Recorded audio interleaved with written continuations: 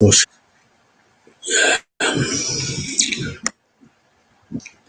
Hey guys, welcome to Project Metal Music's YouTube channel with your host Elio. We are here with Marc Clough. So welcome, Marc. Good evening. How are you? Yeah, good. Yeah, so you. I'm So, Marc Marc, Clough. could you tell us? I'm singer-songwriter. Doing my own solo music projects. I am in Hull, Yorkshire, UK. Frontman for the rock band trio Delta Vega from Hull. That's like our roots. Been in it for a long time, and just started this solo acoustic project on the side. So bringing both barrels at you, fully loaded. Cool. So let's dive into some questions. As a kid, what were you listening to? As a kid. Well, it depends on the age, doesn't it? Because like as we've just been speaking off air a little bit, you kind of absorbing everything that your parents, listen to, whether it be in the car or your mum cooking in the kitchen or your dad or whatever, or whatever LPs they've got going on or cassettes and stuff. So you're absorbing all that kind of stuff. So as a very, very young boy, I think like my mum was really into kind of like Marc Clough and T-Rex, those kind of stuff. And Beach Boys was going on there. She was into a lot of soul. I wasn't necessarily into it, but I think it was all going in there. And then you get to that age, like 12, 13, 14, and I had a couple of songs on the radio that had that hard rock electric guitar. I didn't know what instrument it was. I knew nothing about music. And then I was like, what is that? What's that sound? What's going on? I mean, prior to that, I think I was like really. I had Bohemian Rhapsody on the radio by Queen. I'm sure this story's been told by a lot of people, but I'm not even necessarily liking it, but just thinking, what is that? What's that noise? It's like opera, but then electric guitar, full on drums, and I didn't see a video there or anything like that. I just heard it in the car, and I was thinking, what is it? I don't get it. And as a kid, 6 or 7, I think I must have been like, about 6, 7. I remember thinking, how do you make that sound? How do you get to be like that? Is it 14 different songs in a row? Is it one? I didn't really know. It's like time seemed to slow down for me a little bit. So all that mix was going on in my brain, and you start to think about what you want to do, and you try and get your little identity when you're that age. And then you get to the age and you're starting to buy records and stuff. And I found that it was stuff that was kind of like had a rhythm. I'm very rhythmic. Had a rhythm. It had a beat. It hit you in the chest. It made you want to move your ass, whatever. Anything that makes you kind of feel something in some way, from the beat and the rhythm of what's going on, with that melody going on the top, something get that catchy hook on that guitar line, that crunchy guitar line.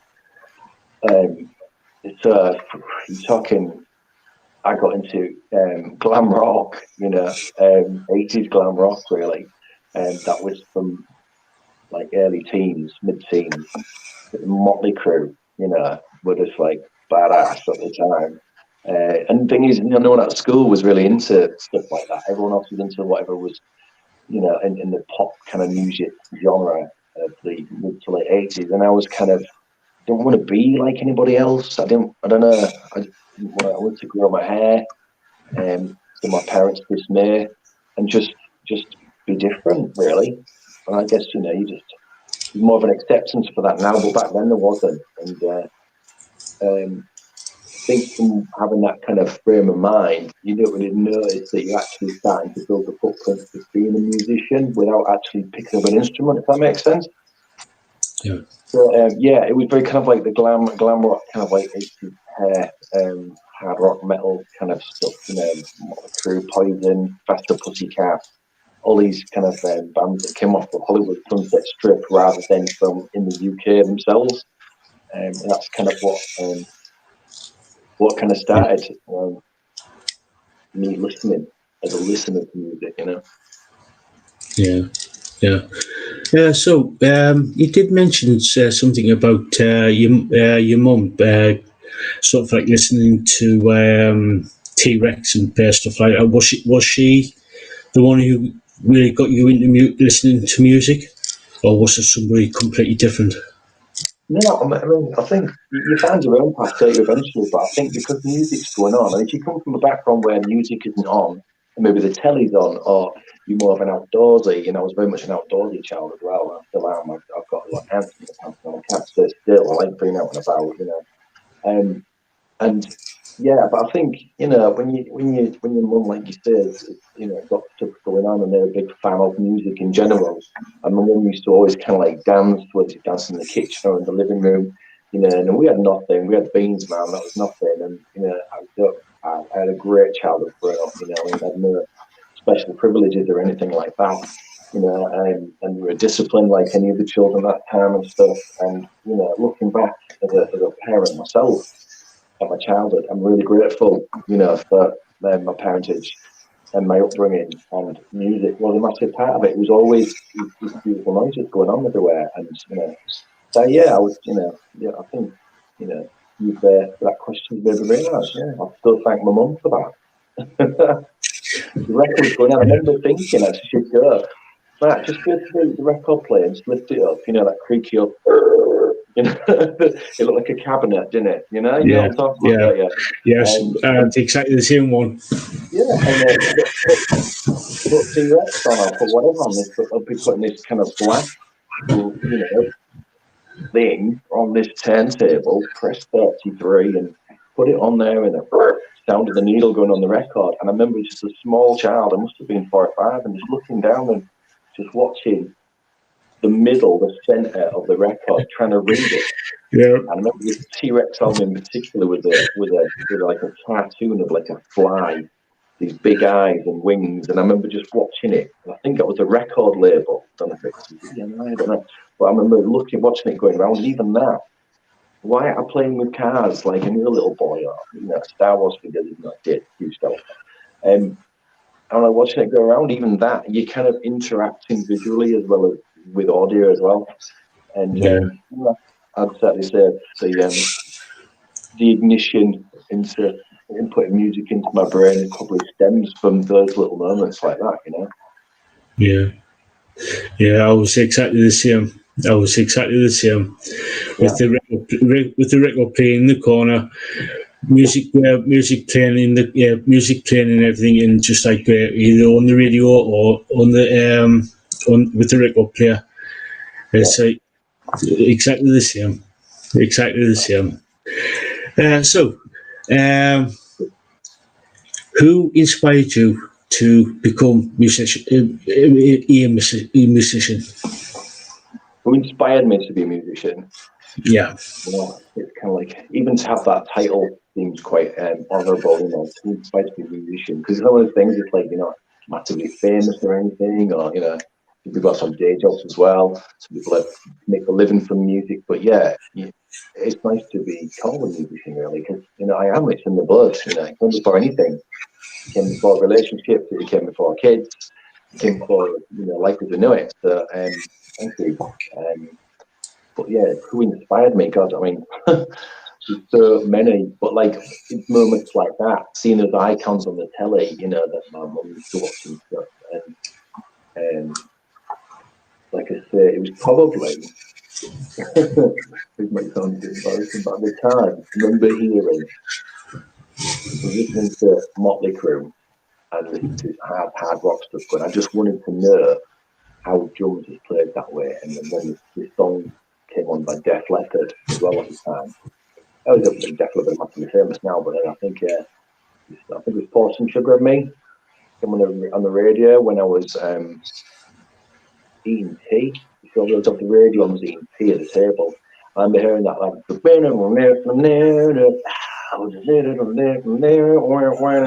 and it's what is going on? And it just found this big stadium kind of sound. And I know the band are listening. I was thinking, oh shit, man, don't say that was influenced by Motley Crue and Def Leppard, because they were, drummers like was a huge Aussie fan, and Metallica. Our bass players, at the time he was into more like Maiden and stuff like that. With me turning up, into these bands. But they're into the crew as well. Been a couple of times now, for a farewell tour. And I would say it's bands like that kind of inspired me to actually finally pick up the instrument. Queen was definitely there, like as a kid, watching all we hear is Radio Gaga, kid, you're doing that in front of the telly, aren't you? And interacting. And that's what music's about. It's about connection. It's about interacting. And, so those roots in there from like bands like Queen and stuff like that, growing up, you're kind of unconsciously going in before you've had a taste in music. And I think my first taste in music, I think it was into rap at first when I was about 11. It was that, it wasn't necessarily the rap kind of genre. It was more like the trying to fit 50,000 different words and syllables into one bar of music. And that's what appealed to me. It was like all them words, very, very short-lived. And then I had the Motley Crue Girls, Girls, Girls album, the song Wild Side, and Death of the Sportsman Sugar on Me, and stuff like that. And I just thought, what is that sound? I need to know what that sound is. That guitar, is it guitar? I don't know, but just that. And then when you finally see those bands on like MTV at the time, which is like great, you get access to, I didn't have access to MTV, so I'd run to a drummer's house with parents were in a taxi business, funny enough. So they'd be open all hours. So I would just kind of like just run out my bedroom window, like mile down the road, and just knock on the door. Yeah, no problem, Mac. Phones is in the right back bedroom watching Raw Power, 2:00 in the morning on MTV or whatever. And then you'd see all those bands kind of up and coming, and then they progressed into kind of like the early 90s bands that came bands like Mr. Big and Extreme and Pearl Jam and all that kind of stuff. That's, we got into that, and of course Nirvana came up, and the grunge scene kind of hit the glam rock scene and pushed it aside. So I was not a massive Nirvana fan at the time, though I'm a huge fan now. At the time, I was like, whoa, and Lenny Kravitz wrote the song, I think in '94, Rock and Roll is Dead. Rock and Roll is dead. I was like, yeah, who killed it? What's going on? I want to know. Who is it? Bring it back, So, there's been a lot of criticism for that, like 80s kind of cheesy, big guitar, big riff, glam rock, hairspray, spandex, big drum sound, but it's one of my it's my guilty pleasure, and it was a big influence on me to try and get a first guitar and be in a band with my two best friends at the time. Yeah. Speaking of bands, what bands were you in before you went in with, I guess, before starting Delta Vega and doing your solo stuff?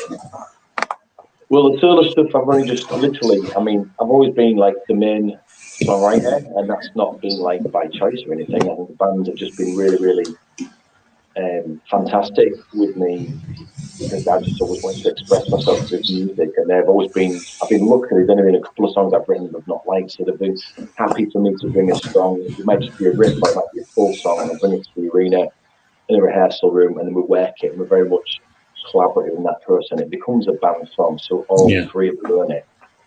Yeah. But I've always written a song, pretty much most full songs on an acoustic guitar, and then select the band. So the acoustic has been very organic. It's been there for a certain purpose to take it to a band's kind of setting. Yeah. So starting this solo project, and I've just stripped down acoustic. It's been a really different animal, and also it's still a bit of a journey for me. And very, very recent. It's only been since October, November. I started kind of writing a lot of songs, and I've stuck to four in particular to do this new EP. But yeah, so going back to the band started, and like I said, it was those bands. It was the glam rock bands, and then Guns N' Roses came along in '88, came up with the Appetite Destruction album, and again, no one in school was into that kind of stuff, but that's it. We bought the record. That was it. We all gone to each other's houses and just wanted to form a band, and as a band, I think that was it. It was like a band before we actually picked up instruments. I think I'm pretty Yeah, I'm saying I think our bass player had like a white, like very dodgy looking Strat, Stratocaster copy. Obviously, wasn't a Fender, wasn't even a Squire, I think. And it was a bit nasty looking, but we had that, and then our head teacher was a drummer, and he heard that we were just hanging around. We were just hanging around the school hall and school music room, and bringing our cassettes, and nicking the art teacher's cassette radio. And we were just sharing music, going to each other's house on a night, and I was doing bring Oddly, and I would bring Maiden, and there was that common connection with Motley and stuff, and other bands like that. And we just knew that we wanted to have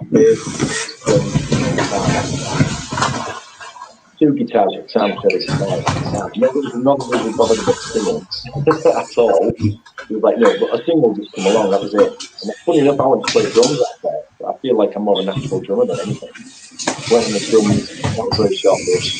So we each kind of, it's not necessarily wanted to be guitar players or wanted to be a drummer, because all three of us as best friends knew that we were into similar kind of music, had a similar passion, yet three completely different interests to that. And we knew that we wanted to be in a band and have a connection, and we had really good, massive memories with Ranger, and I've probably still got them myself now. Um, and yeah, so that was a starting point for band. Back in like 89, and then by 90 we entered the Young Musician of the Year contest in our local school, and we went back to our junior school in Woodsey Junior School, like a small town in the East Coast, about 20 miles from. Um, and yeah, we did our first song there.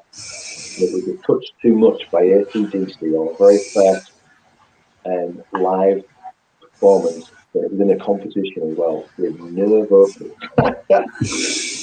Just two guitars, bass, and drums, completely out of tune, rubbish.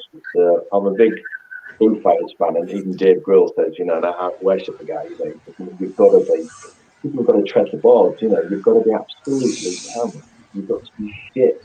You've got to play shit places. You've got to do that for months, years, and then progress towards or get that kind of grounding as a musician. And meet those people and do the hard work rather than just being given a brand new pair of drum kits or a brand new Fender Stratocaster and guitar lessons coming on your ears. And that's great. I mean, that's brilliant. I'm not criticizing that, however, but we just learned to play by ear because we just we had no money.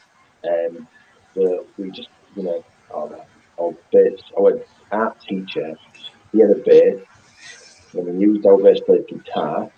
I bought a cheap amplifier for what, £15 or something, and it was tiny. It's about the size of my head, not the shape. And it was it. And I remember just like plugging it in and just making this noise and thinking, why do you need six strings? You need one. It makes enough noise for one, and that was it. I was moving one finger and one guitar, and going for it, just making sources of head, just trying to crank out some serious volume, and then our drummer would just start hitting cymbals, and our bass player whacking this really big, massive mahogany bass that looked like a chest of drawers with strings on it. And we just made noise in the music room. And eventually we just played, trying to imitate our favourite bands like Crew, like Poison, like AC/DC, and bands like that. And then we bought the Bon Jovi rock score. Yeah. And it had all the drum music, all the guitar tablature, the bass tablature. Like, wow, what tablature? Hang on, this is getting scary now. This is what it felt like. And then we learned bits from that embarrassingly. But yeah, at the time, it was kind of like, well, when we took it in tens each night, one of us would take that up further and learn our part.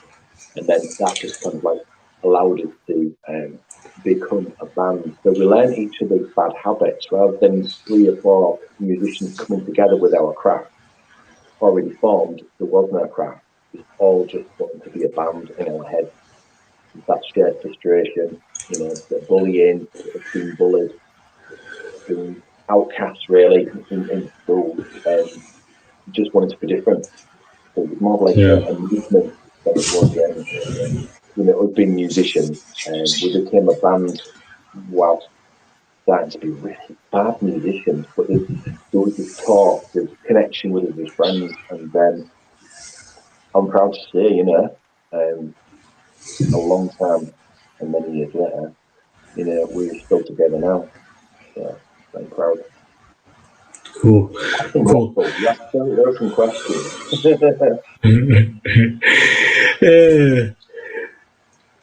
Matt Howlett is in the chat, and he says Delta Vega.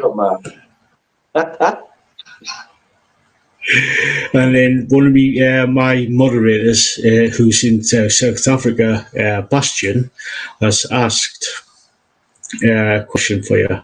Hey guys, what is happening with Delta Vega? I know Adrenaline is out by Marc. Will the trio get back together? Well, the truth is, and thanks for the question, the truth is we never split up. The pandemic, in truth, it's hard to put it short, really. The truth is, I took on the solo project because a friend of mine gave me the idea and said that they were interested in recording me, and I did. And I was waiting for the band to be ready because during the pandemic, there's been a bit of ill health within the band and the families, respectively. So, we've all had to just wait for each other just to kind of be ready. And I've been a little bit fortunate enough to be of good health and to still write, because being a songwriter, I've wanted to write. So I started the solo project, the side project is certainly not a replacement, and I've got the consent of the band, which has been great, and they've been really, really supportive doing this. And I've only done it really because I'm just missing playing. Well, like when you're playing the same, two guys and your best friends, they're like my brothers, they really are. We've not been in any other band, so we know each other inside out. We know how we play. We're not the best musicians in the world, but we have a real chemistry and real love and adoration for each other, as we're like a family. So when the coronavirus hit everybody, and affected a lot of people, and a lot of bands have split up, and a lot of it's split up so many different scenarios and situations and families. It's been horrendous. So we never split up. We haven't played in a long time because of health reasons. The truth. The good news is that I'm continuing the solo project. I've got another 2 singles to come out after Adrenaline. Thanks for doing that mention. I hope you like it. Pass it on. For mental health awareness. The band have also showed interest in wanting to do the solo songs and turn them into full band songs live, which is really, really exciting. I'm looking forward to seeing, what ideas that they've got. I've also got a shed load of band songs and ideas and riffs ready to go. And we are rehearsing next month, and we are doing some gigs in the summer, and playing Trip Fest in Sledmere, for example, and the Unsigned Tent, and some other gigs around that area. So the good thing is, Delta Vega are very much together and all good. We've just had a bit of a pause, an unannounced pause, really, because I've been waiting for the band to be ready at their own pace. So I hope that answers your question. Yeah. And Matt also came in and asked,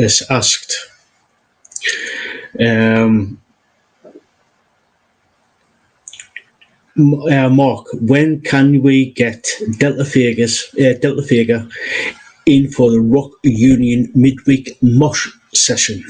The infamous Wednesday night, Matt. Yeah. Well, needless to say, unfortunately, I can't give the answer straight away because I'm dependent on 2 other people. With the solo stuff, I give an answer immediately, which is the gift of doing things solo, because you don't have to ask other people when you're available. You just look at your own calendar and go, yeah, I'm there.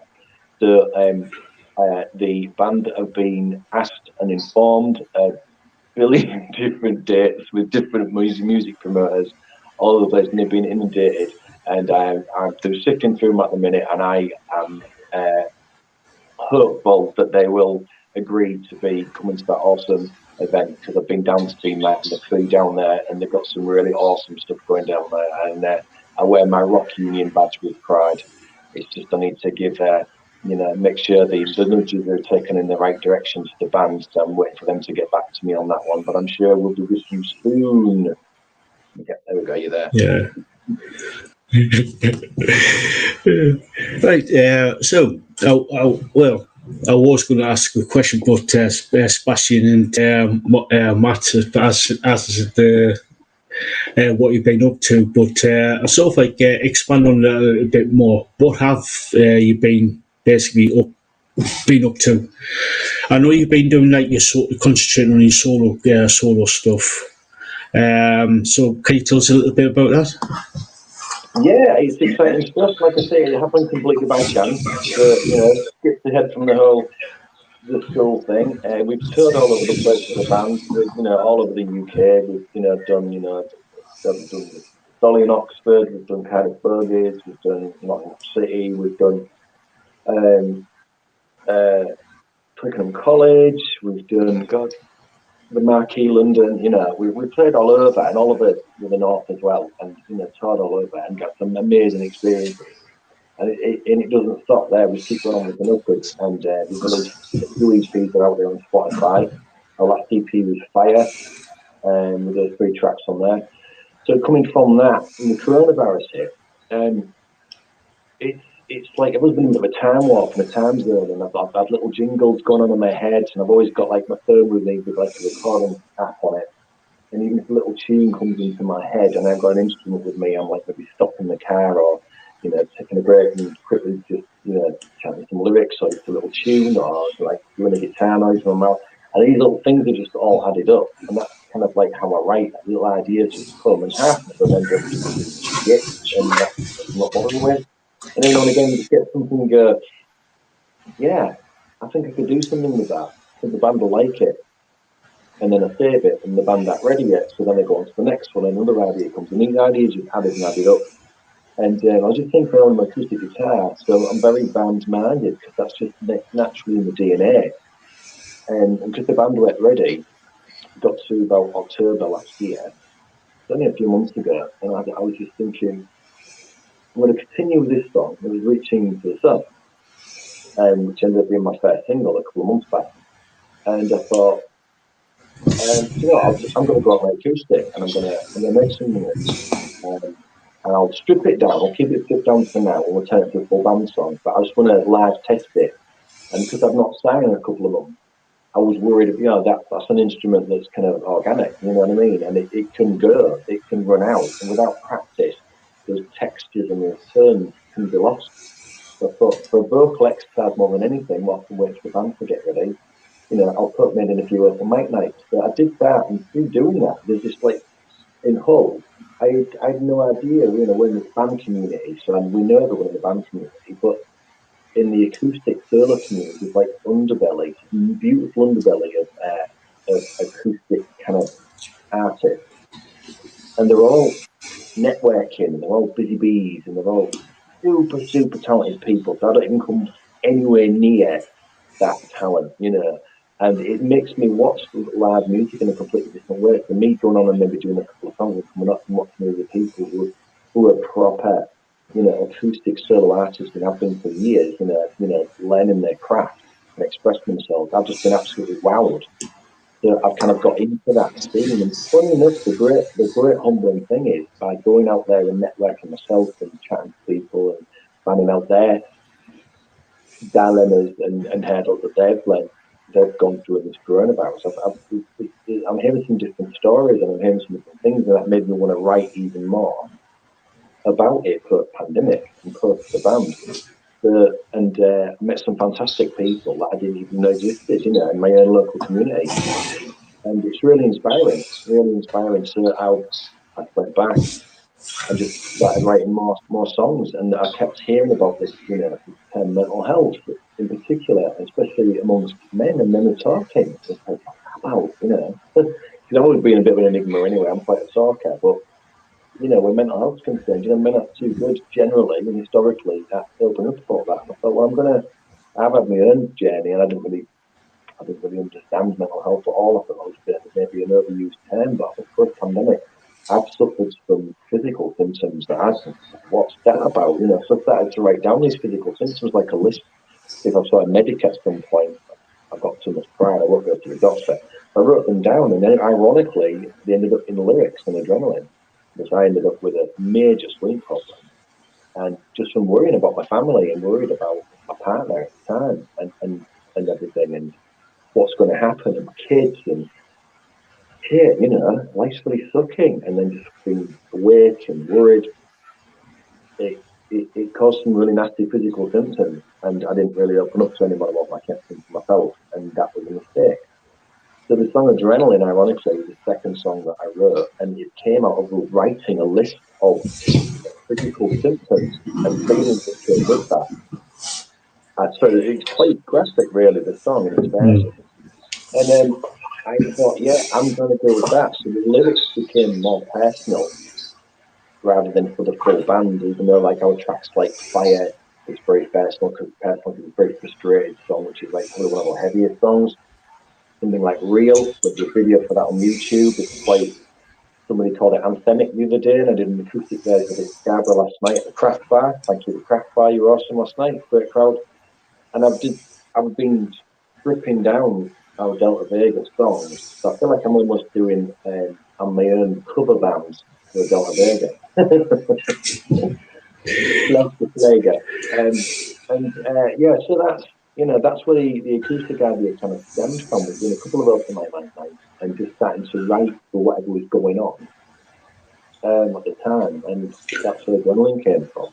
And I mentioned it to the band to listen, I think, and somebody said, why don't you record it? These songs are sounding okay and keep it as it is. Because I've always been a builder within the band. All three of the builders, you build the building blocks into the studio. You lay your drum tracks down and then you lay your bass tracks down and your guitar. And it's like baking a cake, and that's what you hear through the audio. So just to have just acoustic, I was like, how much? Really? Can I just do that? Acoustic and one vocal? But yeah, in the studio it was good. It was different. I worked with the mighty John Cox, who's very infamous on the whole thing for solo artists, and plays with his brother, the Cox brothers, and they're just so talented, so amazing. So yeah, Cox wanted to record with him, and I gave it a go. So I just wrote another two songs, that came out. So there's 4 singles on this new EP. Will be in an EP after the life of each single. I've done it the opposite way around what we usually do with Delta Vega. And yeah, if people like it, that's great. That's a bonus. But I've been a bit, selfish with this one. I've written it for myself. It's almost been like therapy, really. The lyrics are very personal, and you really are pretty much putting your heart out there in your soul. Up for criticism or up for embrace, who knows? And hopefully, someone can connect with it in some way, like music should be connected to. But I'm by no means saying that people should. I love it. One of the biggest compliments I think you can get as a musician is when somebody says, "Oh, I love that song, that bit where those lyrics are, I know exactly what you mean because I've been through that." And they go away, and I have respect for them to think, actually, that's not what the song's about. But they think it is about what they thought it was about. So music it's open to the interpreter. It really it's not. It doesn't solely belong to the person that writes it. Once it's out there and it's in the land of the listener, the audience, it's everybody, and that's what I love about music. I've done it myself so many times. Listened to a song my whole life, thinking I love that, and then I connect with it. I think it's the same thing with songwriting songs too. And then all of a sudden you'll hear an interview and we'll be talking about that song, and it wasn't completely different. And you're like, oh my god, holy shit, I didn't even know. And then, so even though I could say these songs about A, B, and C, people might hear them as D and F, and that's cool. That is okay. For me, that's what music should be about. It's about the journey for the artist and the writing, but hopefully we've done the test of time and years of listening and it can mean so many different things to different people, and that's fine. I'm rabbiting. That's all right. I didn't know if answered your question. Yeah. So, when Delta Vega finally reconvenes after whenever the they get time to like recover and stuff like that. And guess it's time to get back together. What's in store for the band? Oh, well done, what you say. That's all I'll say to that one. I'm extremely enthusiastic for music, so they're ready to go. Our drummer is ready to whack those steel pans, and our bass player is ready to just kind of like get out there. And you know, he did say to me the other day his hair's got straight there. He's looking a bit different now. He's got the long locks. He's looking beautiful. He's a beautiful member of the band. For men and women, animals, you name it, we all love him. And he's the look of the band, definitely. And I am merely but the pencil pusher of the band. But very much so. We are doing Trip Fest, like I say. We are going to be. I've already written some new stuff, so that's our passion. Yeah, we're going to go in. We're going to rehearse our stuff. We're going to rehearse our EPs, ready for live. But by the end of the year, I want to be recording. I want to be doing our next EP, 3-4 track EP, and getting back on that one again. Our producer Mikey Scott, who did our last 3 EPs, is now in Canada. So he's doing well. Hello, Mikey. Hope you're doing well, buddy. I saw him. He came back and played the Lightspeed Lover. He's probably the best punk band in Hull at Christmas, and I opened up one of the first gigs as a solo artist for them at O'Reilly's in Hull. Big shout out to Darren Bunton at O'Reilly's. And it was great, but he's now gone. I recorded with John Cox acoustically, but yeah, it'd be good to work with another. There's loads of different producers in the whole region. I'd like to keep it local as well, I think, in this case. I know the band feel the same, but certainly there's some new tracks on the way, a couple of really neat riffs I'm really excited to play. I just know both the lads are going to love. And we'll probably end up playing about 68,000 bars of that same riff over and over again before it becomes a song. But I'm really excited about these the 3 completed songs that I have as well that I think they're going to love. So we've got some choices there, and the great thing is doing this acoustic thing. It's also promoting the band as well, because I'm doing stripped down versions of the Delta Vega stuff that we've written. And it sounds a little bit different, but a lot of people said, wow, that version of that song is beautiful, man. I'm like, wow, are you joking? And, you know, getting out there, it's amazing how many people know our band. I didn't really know, you know, in that acoustic music. They're like, oh my God, you're from Delta Vega. I saw you at, you know, Cumber Street Session a couple of years ago. Wow, this is awesome, you know, where's the band, you know? Everyone was like, screw the solo stuff. Where's the band? Where's that good-looking bass player and that drummer who's hard and heavy? Yeah. I'm lucky. I've probably got the best rhythm section in the entire regions there as my best friends there. Yeah. It's all good. It's all good. It's all happening.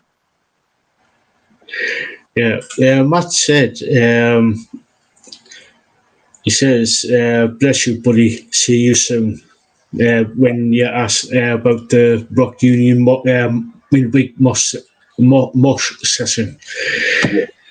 It's a mouthful, isn't it? Yeah, it is. It is. It is. It is. That's a good man. So, Cheers, Matt. I'll see you soon, buddy. Yeah. So, when you got the new EP written and recorded, would you be doing any tours, any gigs, like going down the country, or are you thinking about going overseas to to tour? Overseas would be great. I would love. I've heard that there's a really good music scene going across into this side of Europe, like into Amsterdam, etc., and you know, going there to Denmark and etc. However, I do have ties, unfortunately, to the UK, so I won't be doing anything overseas this year. However, I will be doing some gigs in this region. I'll be going up to New York and Leeds and those kind of places, and just branching out from Hull slightly and coming down. I'm local this month. I'm doing Farley Folk Festival. We've already discussed between us like it's called Folk Festival. We don't really know, but because you've got an eclectic taste of solo and duet type music. But again, I'll be flying the Delta Vega flag there. Got 2 sessions there. Next month, I've got 4 or 5 gigs. and I'll be playing 3 back-to-back in Hull local venues. And then I've got some charity gigs that I'm doing for mental health awareness with this new track, Adrenaline, which you can all get on Bandcamp for £1 on your phone, or if you've got Spotify or iTunes, LinkedIn, those kind of things, you can get them for free. You can go on the Marc Clough Music on Facebook, or my Instagram on there, and you can get them off there as well. So that's all. And I've got a charity stuff that's come on from this mental health awareness for this track, Adrenaline, Cool. which is really, really good. I wasn't expecting it. A lot of positive feedback's come from it. I'm quite overwhelmed, actually. It's been great, to get such feedback. So that is like from some charity gigs that I'm doing where I can to try and spread the word, spread the gospel, fly that flag. They're just coming in thick and fast. I'll always be playing locally, but yeah, I think in July I've got a couple of gigs coming in York. There's a couple of gigs in Leeds that I'm yet to confirm in July and August. And of course, hopefully we've got the 100 Street stuff coming as well. And then we'll see where we go from there. Just with the Delta Vega thing happening at the same time, I'm going to be extremely busy because we want to start locally. So yeah, as much as I want to completely literally conquer the UK. This is a small dip in the pool at the minute. I'm making ripples now. I'm making ripples. Yeah. So I was going to ask you about your social media platforms. So you mentioned Instagram, Facebook. So that's Marc Clough Music on Facebook, and what? Yeah. So and you've got Instagram. Have you got? Are you on Twitter or like LinkedIn or like places like that? I'm not on Twitter. I'm on LinkedIn and on iTunes, on Spotify. But for the socials, yeah, I do. I am on YouTube, but I haven't started out a channel yet. That's not because I'm lazy. It's just I'm shit with technology, quite frankly. And so when I signed with DistroKid, my distributor, was like, you've got to have a Facebook business account. You have to have an Instagram business account. Instagram I'm a bit slow with. I'm not really good at it. I'm a songwriter, okay? I'm not a technician. So, but yeah, you can just type in Marc Clough, M-A-R-C. A lot of people put the K in there. It's more scruffy looking. So go for the neater looking one. It was named after Mark Rolling from T-Rex. So remember that. And then CLOUGH, Marc Clough Music at facebook.com, and the same with Instagram. And those are the 2 platforms I'm using at the minute for people to come link into. And there's a new video coming out in a couple of weeks for Adrenaline, actually.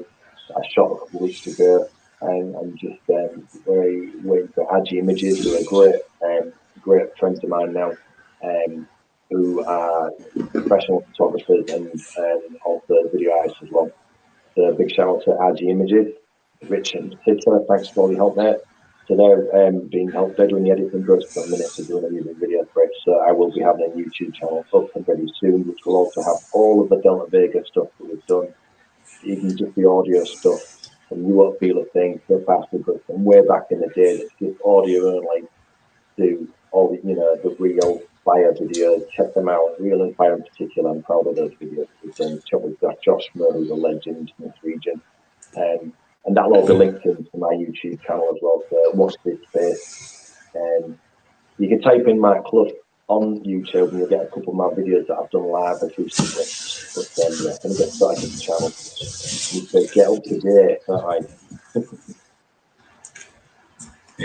Yeah, cool. So this is going to be my last question. Any advice for people who want to become a musician? Wow, good question. Awesome question. Do you mean like kids who are aspiring, or do you mean like anyone that wants to pick up a musician at any age? Yeah. Basically, who wants to pick up a guitar, or who wants to become a singer, or so what advice would you give them who basically want to pick up a guitar or sing? Yeah, well, the advice I would give them, God, it's just there's so many different options to try and find your niche now. when I was a kid, I had the radio and my instrument, and that was it. But then I would change it for the world. These days, you've got, like guitar lessons that you can get. Parents can help you with that. If you're employed and you've got passion and you're in your 70s and you would actually learn an instrument at that age, okay, do it. Do it. Just don't think about it. And if doing lessons is your way and you're getting some coaching, then do it. And you might think, I sat on piano, no, I don't like that. I'll do a violin, no, I don't like that. But you might want to do everything. Like me, I'm doing everything. And not that I'm good at it, it's just that I'm a bit bit of a control freak when it comes on to music. I kind of know what I hear in my head. So I'll find whatever instruments and patterns to make the sound that's in my brain come out on the speakers.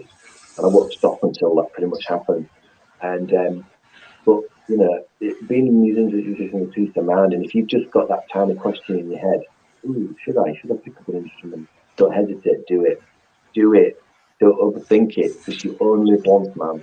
And music is so important. And once you get that first note, once you get that first chord, or once you hit that first note, you'll know in a second if you're satisfied in that moment. Don't worry about doing a full song. Don't worry about being perfect. We all aren't perfect. I don't consider myself an amazing solo artist or lead singer in a band. When I am a musician and I am expressing myself, and if you can just, take that pressure off yourself, don't put too much pressure on yourself, just feel and go with it. And if it's YouTube lessons you want to go to, brilliant. Just type in guitar playing for beginners in YouTube and go to a guy and think, right, okay, I like him. Now, I like his hair, I like the way he speaks. Go on to the next one. You've got guitar lessons, piano lessons right there online, and you can pay for them if you want to, but they're right there. I would personally maybe go with that, or just listen to your favourite song. Think of the instrument you want to play. You've got access to it, great, and try and work it out for yourself. Because you'll get so much satisfaction to work something out for yourself by ear. And that ear for music and listening and learning, it will develop and it will come. If you want to do it, you've got the passion for music and you want to do it for yourself as an escape or to embrace something new or whatever, do it.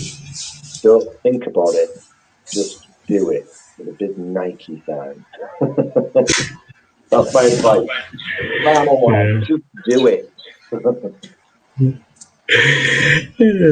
So, thank you so much. That is sound advice. Sound advice for anybody who wants to become a musician. Right, I think that might be about it there, Mark. Thank you so much for coming on and doing this interview. It's been an absolute pleasure. Absolute pleasure for coming on. I appreciate you saying that. It's been a pleasure for me. I really appreciate being invited, and it's lovely to talk to you. Yeah, my pleasure. My pleasure. So, check out Mark on his Facebook page, Marc Clough Music, and on his Instagram page. So go check him out, and with all of his information on those pages there. So yeah, check him out. Right. Again, thank you so much for coming on, Mark. It's been an absolute pleasure. Cheers, buddy. You take care. All the best. You Cheers, too. buddy. You too. Bye now.